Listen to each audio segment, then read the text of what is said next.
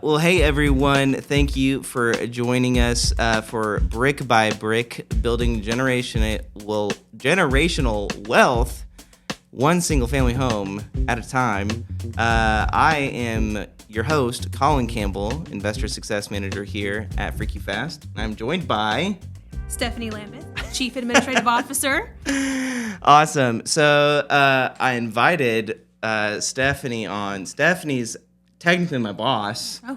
Right? You're the head of Sure. investor relations. Yes, yeah. So I think you get the claim of being my boss. I don't know. I feel more like I'm here to support in your endeavor of Wow. investor relations. So whatever you need, I'm here to support that. Servant leadership at its heart right here is what's being demonstrated. So I wanted Stephanie on here because, I get to be kind of the front-facing initial discussion point of investor relations here at FreakyFast.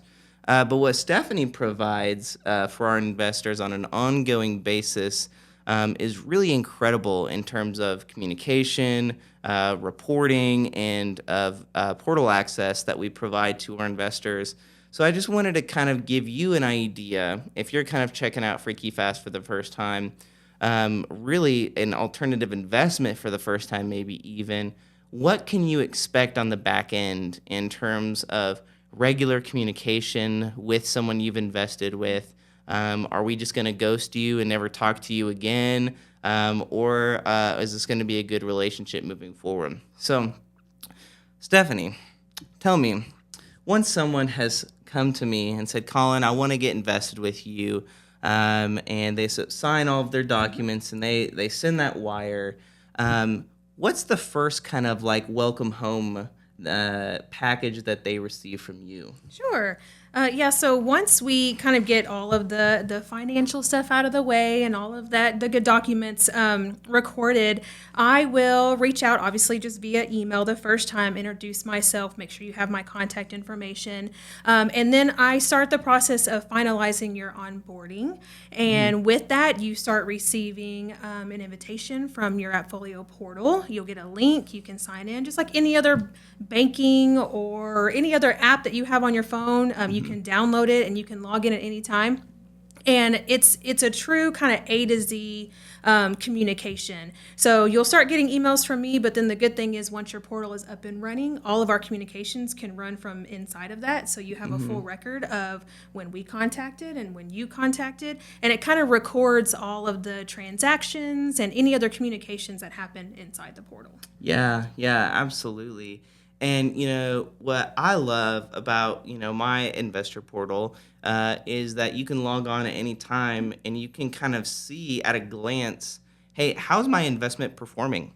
You've kind of got a level of transparency there in terms of seeing what your distributions are, how things are going at a high level. So the transparency there is pretty amazing for me. And speaking of transparency, the other piece that we love to share with investors is the reporting that we provide to them on an ongoing basis. What kind of expectations should an investor have in terms of reporting? Sure. So you basically get two standardized report statements every month. You're going to get one when all of the final numbers have come in for the month. We've collected, whether if you're in the asset fund, we've collected rent, or if you're in the debt fund, we have finalized numbers for all of our loans for the month. And you're going to get that first statement that comes out about mid-month once all the numbers have finalized. And it tells you what you can expect to come to you as far as a distribution.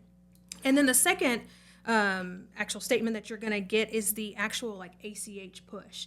And we push that button. You get notified immediately via email that the numbers that are there are accurate and it's coming to your bank account. Yes. And we do have a little bit of a transaction period, like any typical ACH payment, about 3 to 5 business days. You're going to see it in your account and it posts, and you have all of that information up front.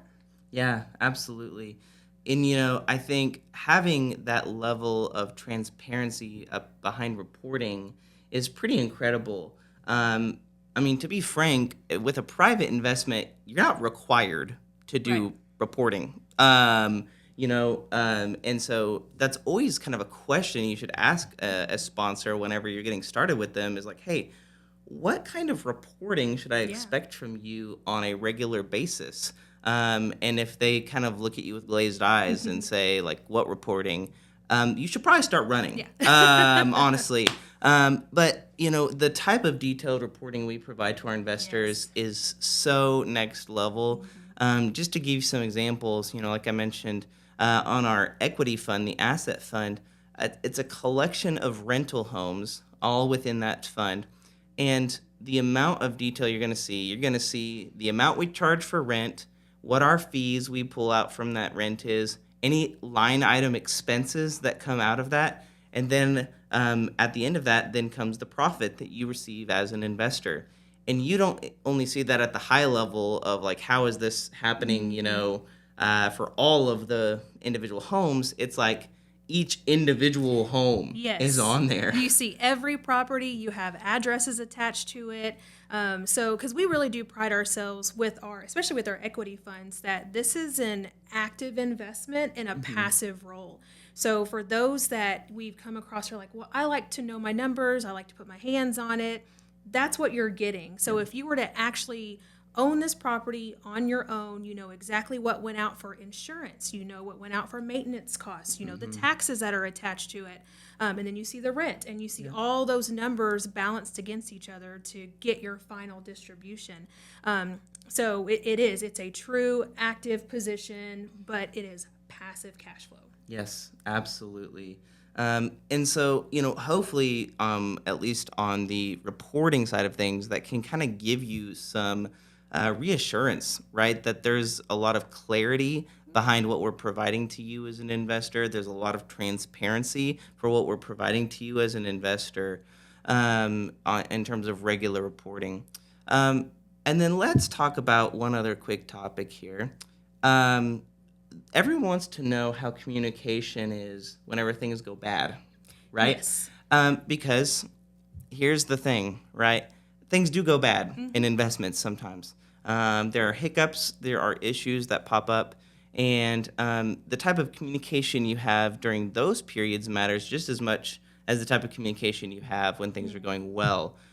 We had a recent example of this even this past month. Would you like to share a little bit about even that, maybe? Yeah, and it's a total external hiccup that we had, something that we didn't even know was going to happen. It's out of our control. It was a banking system issue, and we jumped right on it, and we're right now rectifying that. We're literally switching banks because of the issue that it caused for our investors.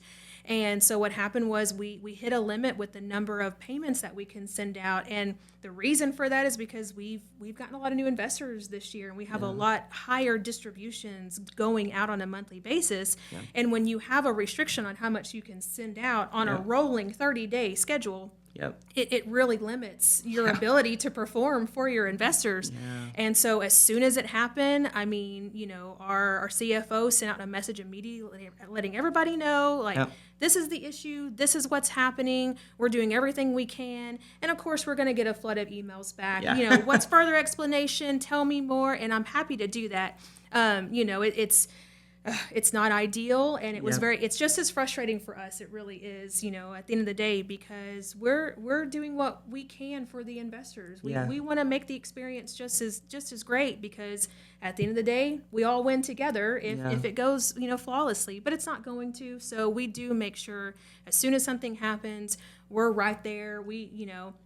And what's even crazier is that we weren't even the first ones to be notified. The investors received the notification from the actual ACH payment.